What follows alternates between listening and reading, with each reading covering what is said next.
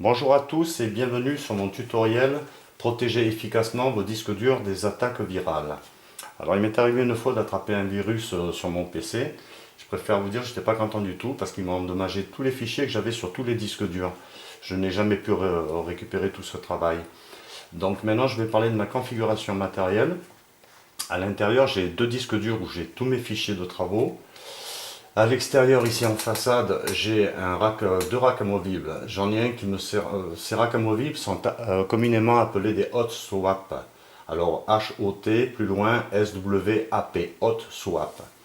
Celui-ci me permet de changer l'OS, Windows. Je travaille régulièrement sous Windows XP, Windows 7, 8, 10, etc. Quand je change de disque dur, bien sûr, c'est l'ordinateur éteint. D'ailleurs, il n'a pas de bouton pour activer, désactiver le disque dur. Il a juste un verrou ici pour ne pas faire de bêtises, pour ne pas se tromper et extraire le disque dur en cours de route. Ici, donc, j'ai un autre hot swap, un rack amovible. Celui-ci, par contre, il me permet de changer le disque dur à chaud pour travailler sur des données. Je peux donc appuyer sur le bouton, l'activer, désactiver. Voilà. Alors j'ai regardé sur internet, je n'ai vraiment rien trouvé qui pouvait me protéger, c'est-à-dire activer, désactiver les disques durs internes. Et c'est lui qui m'a donné l'idée. Puisqu'en fait à l'arrière on a simplement un raccord mâle et femelle avec un câble qui vient ici où on a la LED de mise en service du disque dur et la LED d'activité et bien sûr le bouton marche-arrêt. Donc je me suis dit je devais pouvoir trouver cette électronique qu'il y avait derrière ce hot swap pour pouvoir l'adapter directement sur mes disques durs. Et finalement ça n'existe pas. J'ai fouillé de partout, ça n'existe pas. Donc j'ai été obligé de racheter deux racks comme ça. On verra tout à l'heure dans le boîtier. Finalement ça m'a pas coûté trop cher. Les deux hot swap, je les ai payés pour moins de 24 euros. Donc j'ai récupéré l'électronique, je l'ai installé derrière les disques durs, j'ai réenfiché les fiches. Et grâce à mes boutons ici, je peux travailler, je peux avoir la configuration que je veux. Donc je vais allumer le PC, l'écran. Je vais vous montrer comment ça se passe.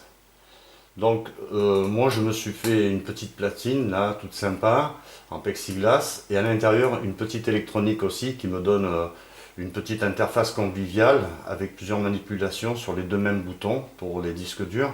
Mais on n'est pas obligé. On peut très bien utiliser tel que c'est vendu la platine électronique et ramener la fiche en façade avant avec les interrupteurs d'origine ou de simples interrupteurs et les LED pour voir un peu l'activité des disques durs.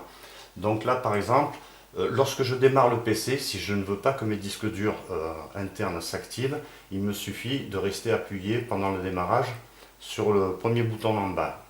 Donc Windows démarre, uniquement ce disque dur va travailler, les autres vont rester éteints. En cours de route, si je veux, on va le voir, je peux par une simple pression activer déjà un disque dur. On va le voir, il va s'afficher ici à l'écran.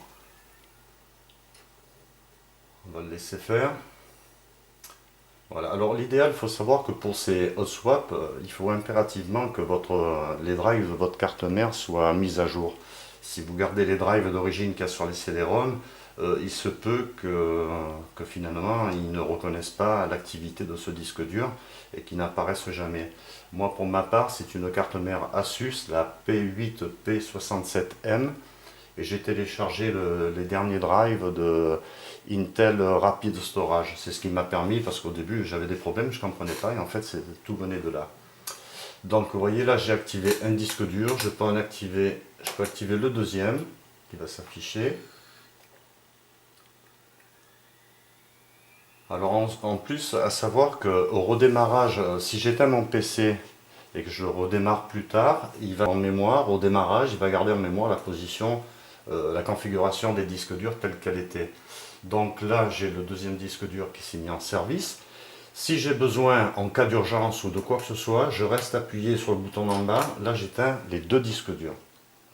Si je veux allumer les deux disques durs, mais dans l'ordre pour que les LED soient respectés au cas où j'aurai des raccourcis sur l'écran qui iraient travailler sur les disques durs, je reste appuyé ici, plus d'une seconde, il va m'activer celui d'en bas, dans l'ordre, et ensuite celui d'en haut. Voilà, maintenant on va voir au niveau du BIOS comment ça se passe. En principe, tous les BIOS actuels permettent de travailler sur les disques durs comme ça à chaud, c'est-à-dire les activer, désactiver. On va voir la configuration, vous allez voir, c'est très simple. Et ensuite, je vous montrerai la partie électronique, celle que j'ai fait moi perso, qui n'est pas vraiment nécessaire. Et, et voilà, vous allez tout voir. Donc maintenant, ben, je vais carrément les éteindre, j'ai pas envie. Voilà, ok.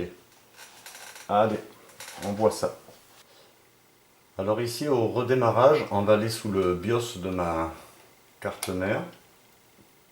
Alors déjà, à savoir que si votre souris est activée sous le BIOS, vous avez de fortes chances d'avoir la même configuration que moi. Donc on va ici au niveau, je pense que c'est avancé. Voilà, je vais dans configuration SATA. Et ici, je vais activer, vous voyez, démarrage à chaud, branchement à chaud, branchement à chaud. Vous pouvez tous les activer en fait, hein, même s'il n'y a pas de disque dur raccordé, c'est pas grave. Donc ici, voilà, j'ai activé les deux disques durs internes et j'ai activé aussi celui-ci qui est sur la face avant. Voilà.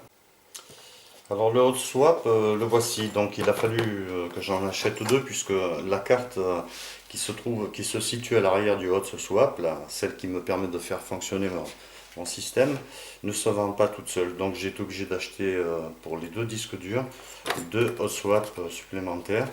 Mais bon, ça m'a coûté sur internet moins de 24 € les deux et ils conviennent parfaitement. Hein, si vous avez besoin de savoir où est-ce que je les ai achetés, chez qui je les ai pris, vous me dites quel modèle, tout ça. Il n'y a pas de souci, je vous dirai quel modèle il faut prendre. Donc voici comment ça se présente. Le hot swap, hein, exactement, pratiquement le même que celui qui est installé sur le PC. J'ai démonté la petite carte électronique qui était à l'arrière. Et ici, il y a une petite fiche qui allait sur la façade avant, donc sur le bouton avec les deux LED. Donc vous, en fait, vous n'êtes pas obligé de faire exactement comme moi. Vous pouvez directement rallonger ce câble, l'emmener sur la façade avant du PC et utiliser le bouton d'origine. Voilà, donc comment ça se présente? Je prends un disque dur. Voilà, en fait, dans le PC, il suffit de raccorder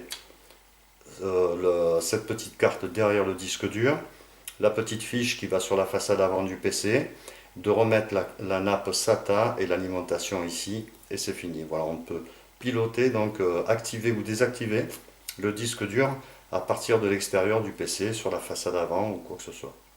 Alors pour la partie électronique, voilà, c'est cette petite carte que j'ai réalisée moi-même. Dessus, il y a un microcontrôleur que j'ai programmé. Et à l'intérieur, à l'arrière de la carte, il y a deux micro-relais qui font justement la commutation. Donc ici, j'ai l'alimentation des LED de la face avant. Je les ai simplement rallongées. Vous voyez les petites prises qui venaient de derrière la carte du hot swap. Et ici, donc, les boutons qui vont en façade, ce qui me permet d'activer et désactiver mes disques durs. Voilà. Ici, entre la nappe SATA et l'alimentation, il y a la carte qui vient se plugger à l'arrière du disque dur et les câbles d'alimentation et SATA qui viennent juste après la carte. Voilà. Sur mes deux disques durs, j'ai exactement la même chose. Voilà, j'espère que ce tutoriel vous aura rendu service. Si vous avez besoin de plus amples renseignements, vous gênez pas. Vous avez qu'à me laisser un petit message, j'y répondrai. Merci à vous et au plaisir.